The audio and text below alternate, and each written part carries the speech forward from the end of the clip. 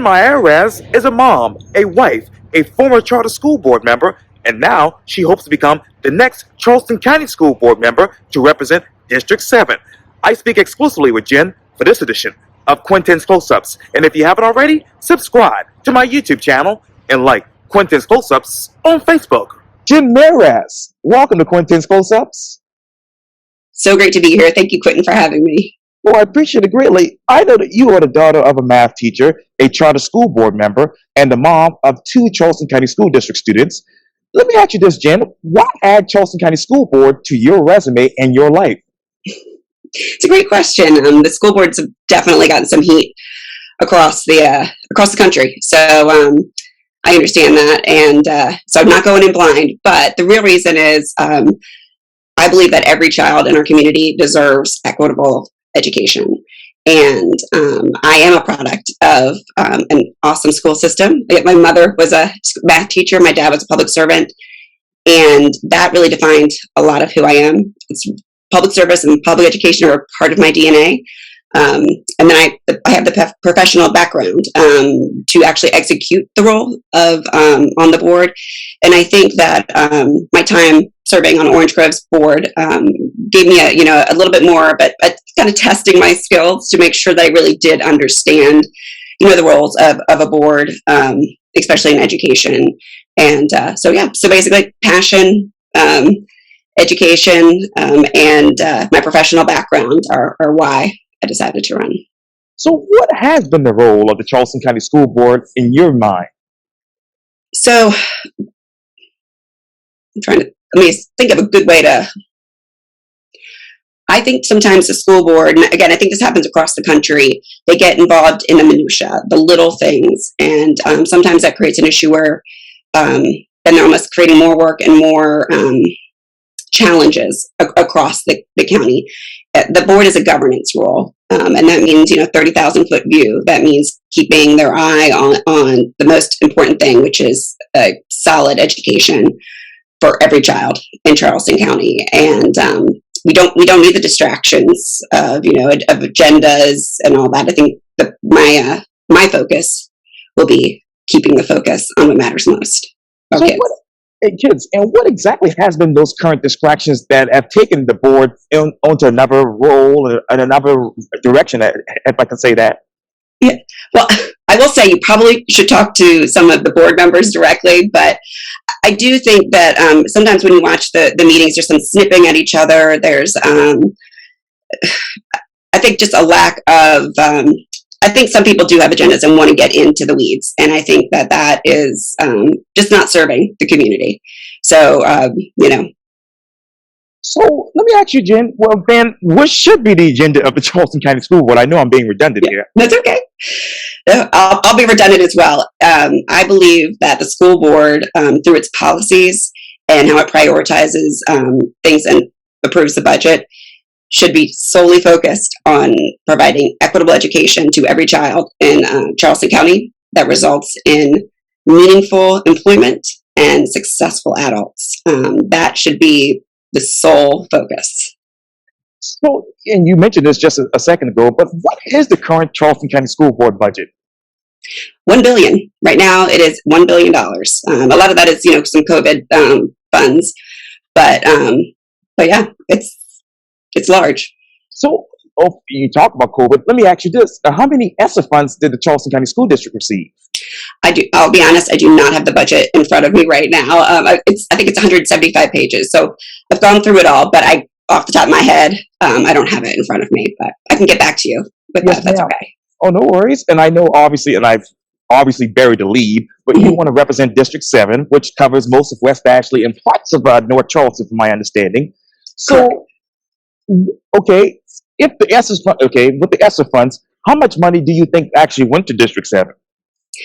Well, I think that's a really, really complicated question because of the way the single member districts is going to help, I think, representation, but it still doesn't line up with the schools directly. So, and it's not like we've got cluster schools exactly. So it's a really, really hard question, but that's why I think it's important that we have 9 people on the board that want to work together as a team to address the entire county's needs, because the reality is a school in Ravenel may have different needs than a school in West Ashley, and two schools in West Ashley will have different needs. So I hate not to answer the question, but I hope you understand where I'm coming from.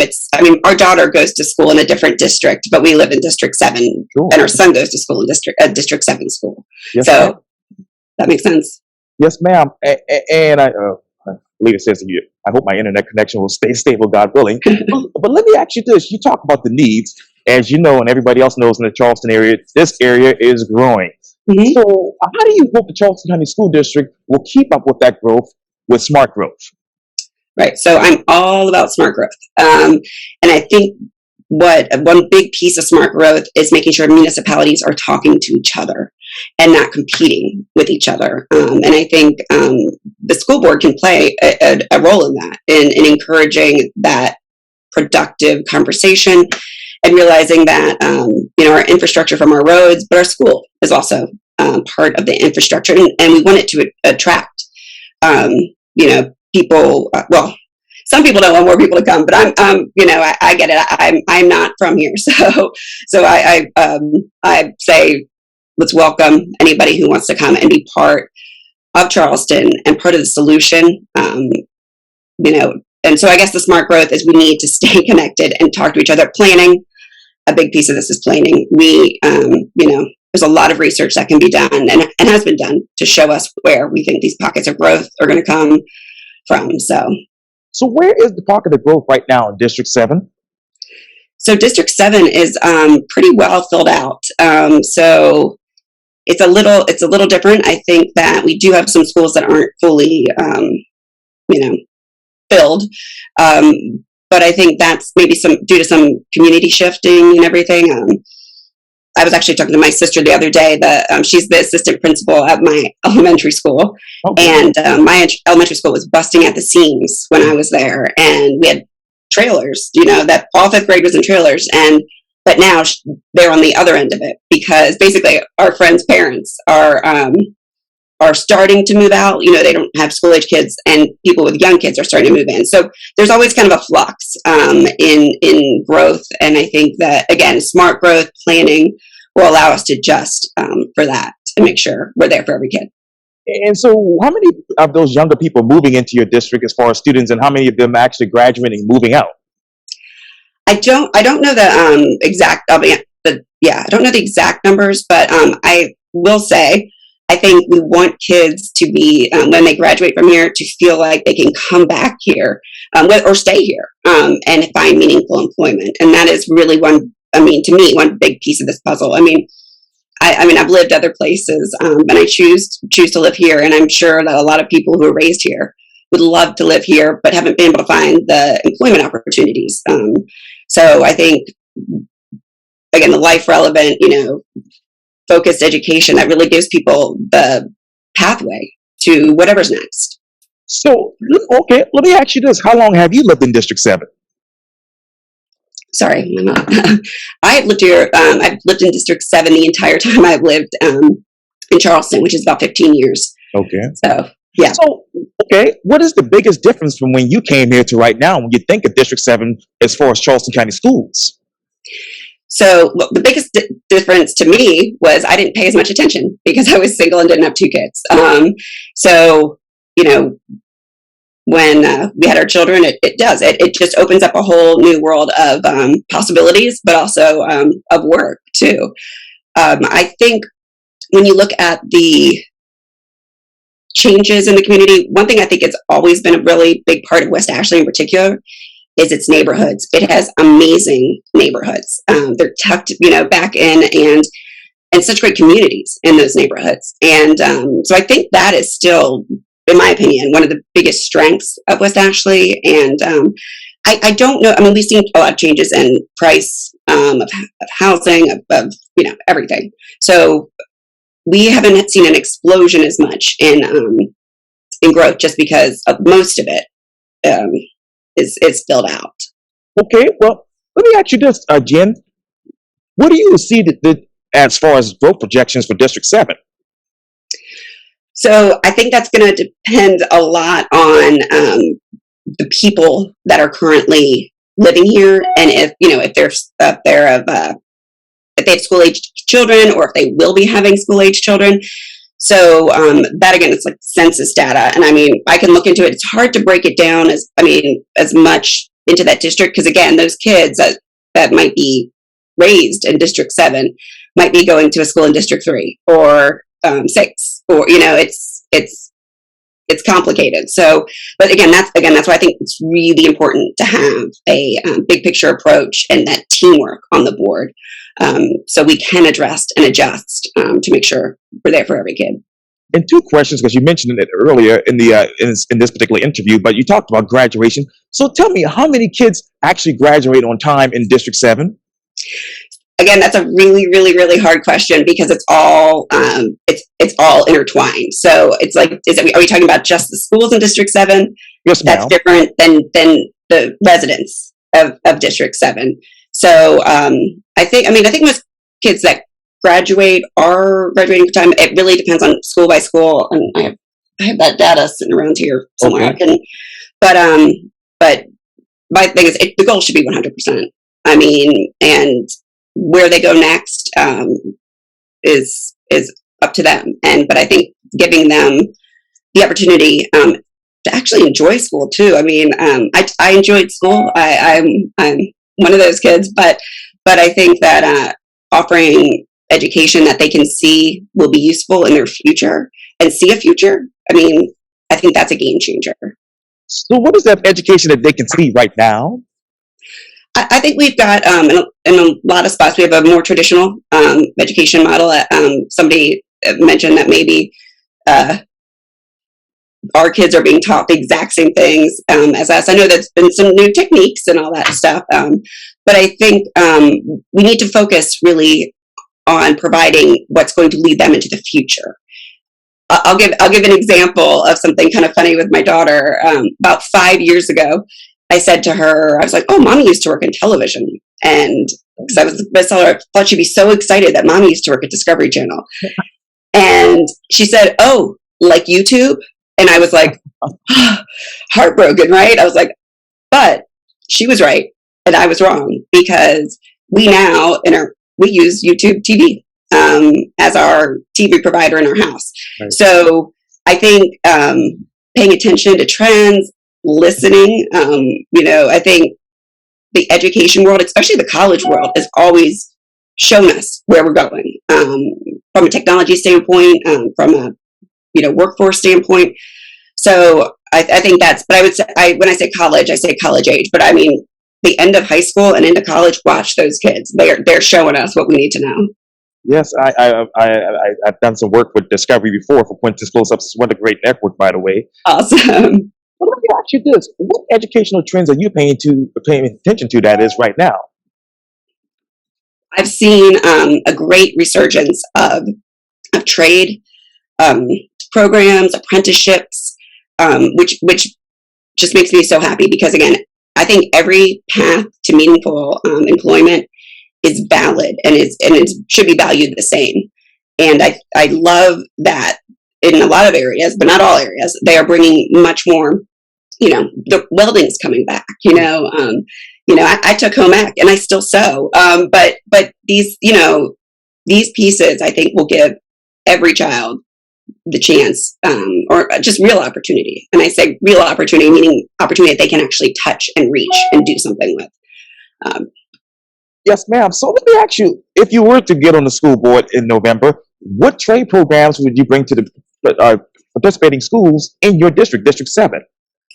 Well, there already are some great trade programs, especially through West Ashley High School. It's got some great stuff going on. But I think bringing in some local businesses would be really thoughtful as well, and really help kind of cement.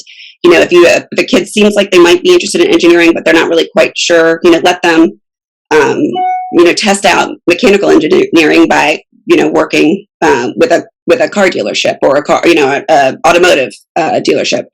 So just so they can really get their head around what that means. But I think, coding, there's again, when I went to college, everybody was getting software engineering degrees to be able to code. It's not that way anymore. People can go straight from high school into coding.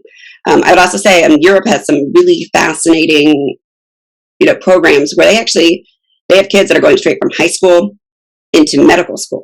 Wow. So, I think that's one of the great things about America. We can learn from everybody, and we can take it all in and figure out what works for us. So I think, pay attention to what the kids are up to and what they're into, and pay attention to what's going on in the world around us and what works are two pieces I would.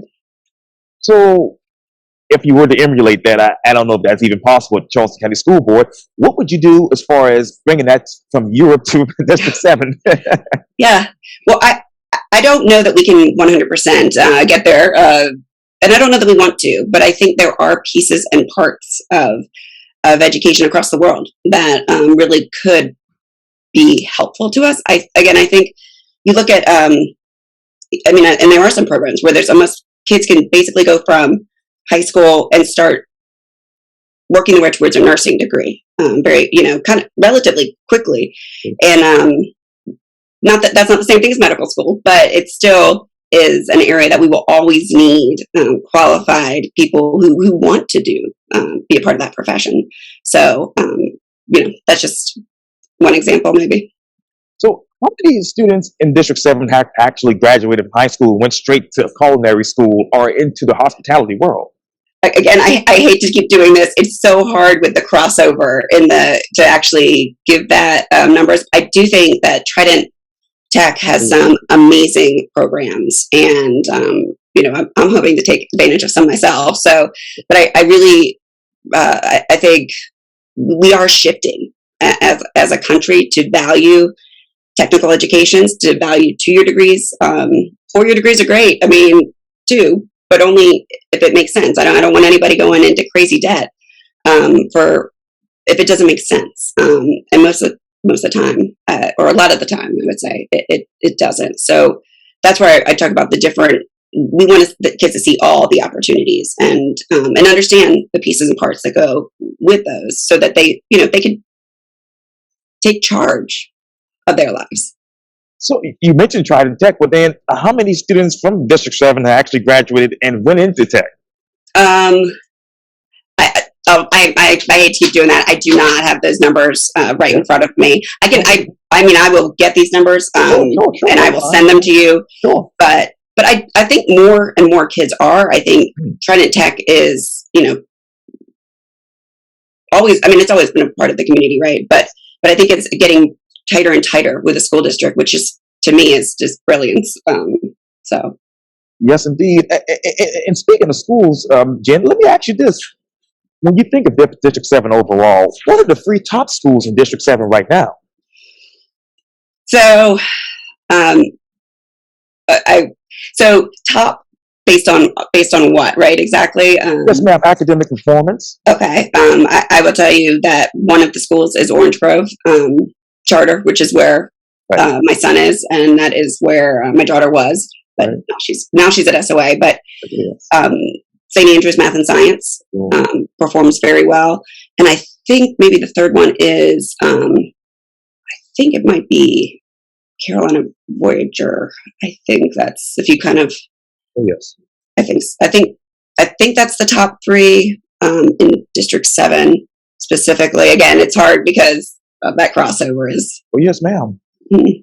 And I want to talk to you about that crossover in just a minute. But then we know about top schools, and I hate to ask this question, but what are the 3 underperforming schools in District 7 that need help right now? So I do not like the term failing schools or underperforming schools. Personally, I think that nobody needs a label like that. I don't think it's helpful.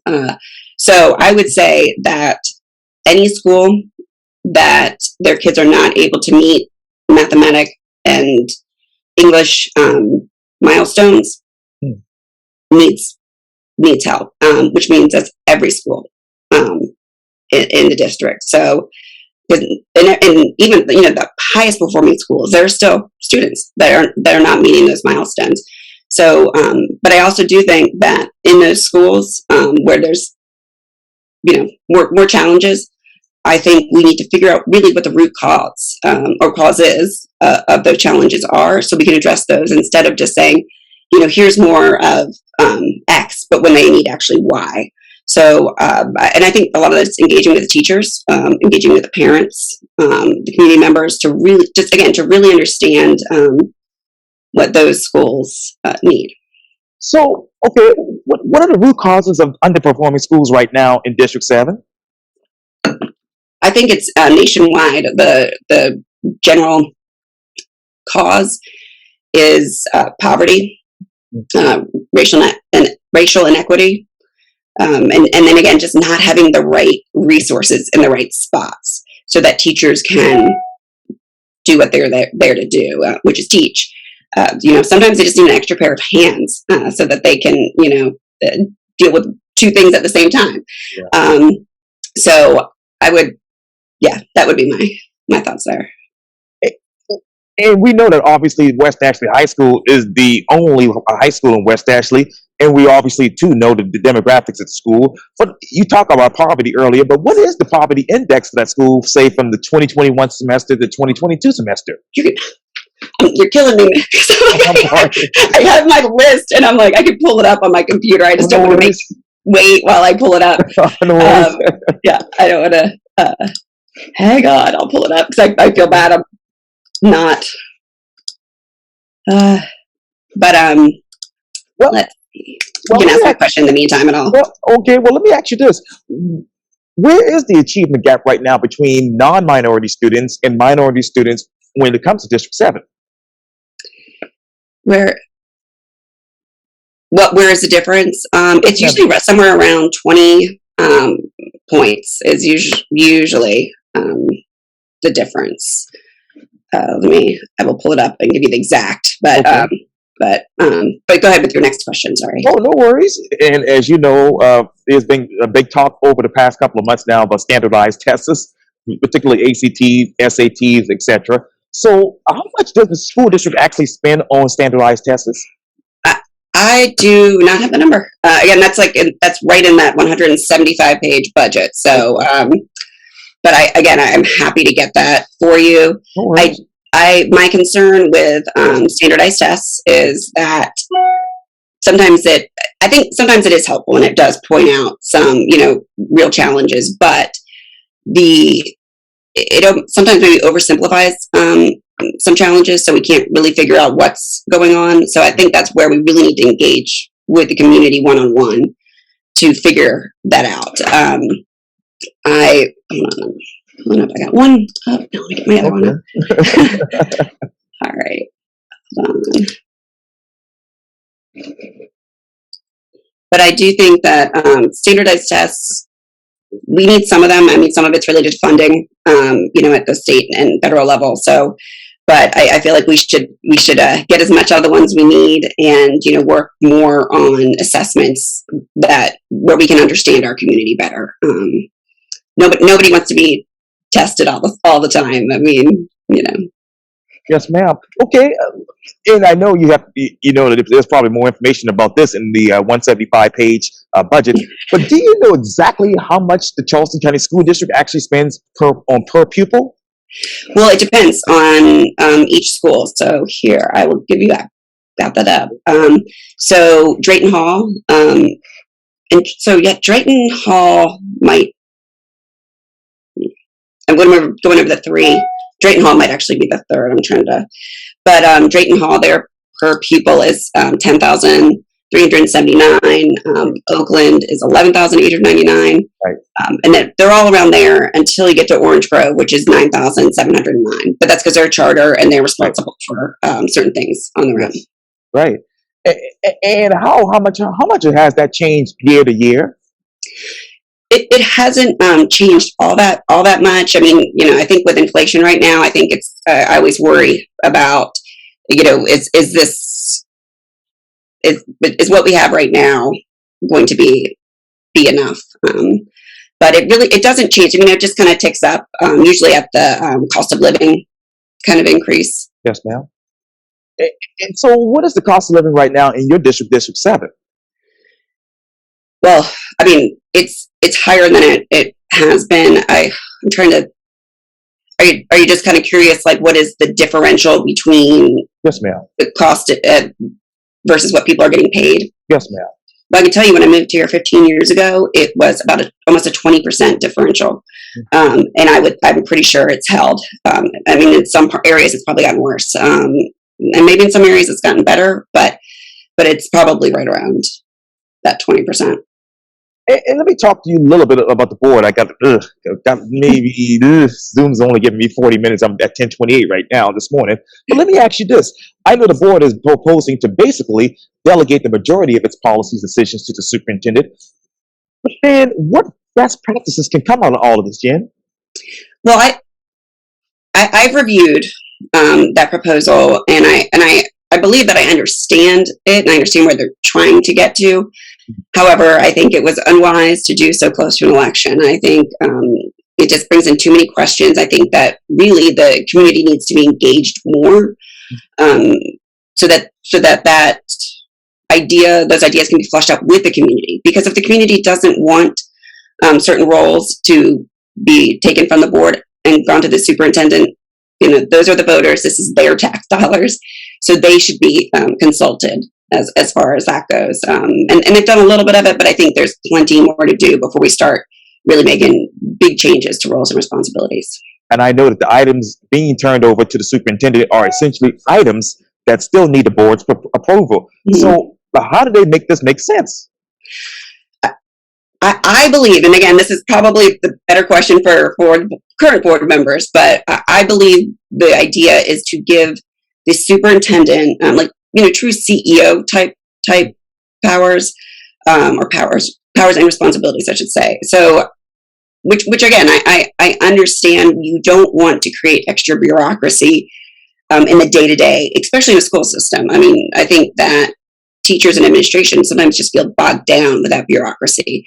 So I think this was maybe an attempt to free up a little bit of that, but I do worry that it's being done or being thought about too quickly, not processed thoroughly, and the community hasn't been engaged enough to see if, and maybe the administration and the teachers haven't been engaged enough either.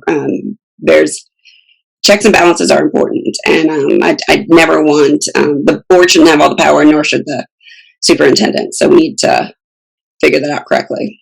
So by dividing these manuals into the board and superintendent with this particular board policy, are they essentially creating a new governmental structure in your mind? Maybe a revised governmental structure.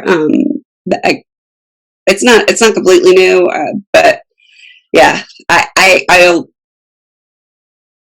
there's probably some good that could come from it, but I really think I want to know how much the teachers, and the administrators have actually been involved in those discussions, because that at the end of the day, it directly impacts them, and then our kids and the citizens after that.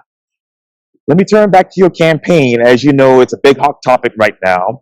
You reportedly have said that you accepted zero financial support or assistance from the Coalition for Kids or any outsider group, but yet I've seen 2 physical flyers that state your flyer was paid for by the Coalition for Kids. So when did you know you were going to get paid for this particular endorsement?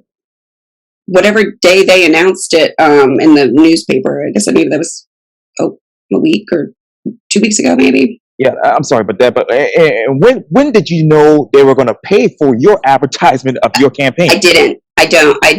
So that is campaign finance law, and I follow that closely. And I have no idea what they are doing, and I'm not allowed to coordinate with them, and I won't, and I'm not. Did you seek their endorsement? I did not. Okay. When exactly did you meet with the Coalition for Kids group? So one of the main contacts with the Coalition for Kids is actually a constituent of District 7 and the father of one of my son's friends. So, I think it's important to remember that we're talking about members of our community, and it's Charleston. It's only half a degree of separation. So, over the last, 15 years, I'm sure I've met with several people that have been engaged with Coalition, but I do believe that I'm the only candidate in my race that has actually shared my concerns directly with the Coalition. Oh. And they decided to endorse me anyways, but I think that's really because they appreciate my direct approach. I firmly do not believe in trying to solve these problems via social media, rants or gossip circles. I think it's always important to go directly to the source and have a civil and professional conversation with them rather than, playing games online. All that aside, Ms. Jen, do you understand that a PAC is spending money on your campaign and promoting you is actually accepting financial support? It is to a certain extent. That statement I made was true when I made it, but things have shifted.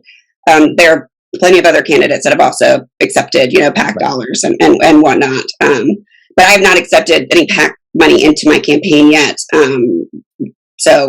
But anyways, but I also it's a funny line because when they decide to endorse me and if they're going to spend money on me, then I can't coordinate with them. So I just have no idea. But I mean, I saw those mailers the same time that everybody else did. So now, okay. Let me ask you this then. When you met with them, how did they explain how this process would take place? Oh, we didn't talk about this process or any of that. Okay. Now, I know Dustin Daniels, the director of the obviously Coalition Kids, told the Postal Courier this quote says that you all, the endorsees, have actually passed the eye test. They passed the credentials test. They passed the passions test. But do you, Jen, pass the integrity test? I think that's me. Do I think so? Yes, I do. Wow. I think that this is a sticky situation. I think that PAC involvement in politics is a challenge. And I didn't seek that. I haven't really sought out any endorsements. I did just get an endorsement yesterday from a friend of mine who's a city council member, Saccharin. Jason Saccharin, yes, ma'am. Yes, and that was more meaningful to me than any anything else yet. I know he obviously works for the Charleston County School District with Kaleidoscope. Is that a conflict of interest by endorsing you? He did it as a city council member, and it was based on the conversation we had was after he gave up his seat to really push for real representation, especially for Johns Island, and it was a conversation about integrity, and I just told him how great and reflective it made me over being a public servant is putting your interests secondary to the public's, and he absolutely did that, and I respect him, and I value his endorsement. You say you are a daughter of a math teacher, a charter school board member, and the mom of two Charleston County School District students. But let me ask you this: when exactly did you become chairwoman? Well, I finished my term in June of this year, so approximately a year prior. And how long were you a member before becoming the actual chairwoman? 2 years. So I've served 3 years on that board. But I finished my term this June. Now, I know Dustin Daniels went on June. Last June, yes, ma'am, 2021. And I know Dustin Daniels went on to say this in the Postal Courier that they believe that the candidates represent a renewed energy and passion for quality education. So where was this energy and passion before the Coalition for Kids came about? For me personally? I mean, as far as energy and passion for quality education. I mean, for me, it's been a part of me my entire life. It's part of our family. It's part of the values that I carry. So it's always been there. I think for me, it was important to spend some time in the classroom. I've done that volunteering and substitute teaching, and then I'm serving on the board at Orange Grove. Has given me just a better understanding of the way our system does and sometimes doesn't work. Now, how can obviously you empower great teachers and principals within the Charleston County School District and ensure excellent public schools when the group who actually endorsed your Coalition for Kids is allegedly actively working to privatize Charleston area public schools? So first, I would say I would talk to the coalition about that. I do not believe in privatization of public schools. I will not support that at all. So I do, from what I've gathered, is not their focus either. But it's up to them to have their own voice and explain themselves.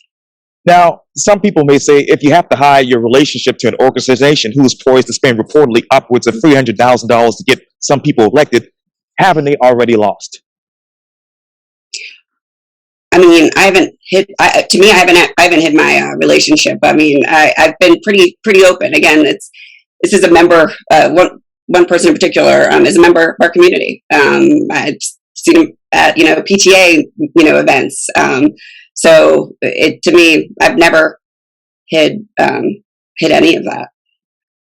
And quickly, I have 3 minutes left, Ms. Jen, but I wanted to ask you this because I mean, I'm a little confused with this as well. I know on your flyer, you basically says, obviously you want to be able to pay higher performing teachers and principals, more specifically in high schools, expanding higher achieving school options for parents and families, so no child is obviously stuck in failing schools.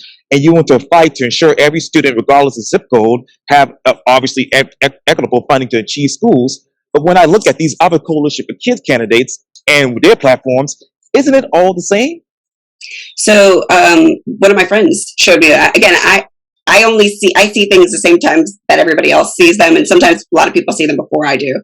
So I cannot coordinate with them at all. Do I wish some of that wording was slightly different? I do, but there again, it's campaign finance. I cannot coordinate with them, so I'm kind of stuck over here, And so I'm just working on my own message, just trying to keep my head down and focused on what I can do.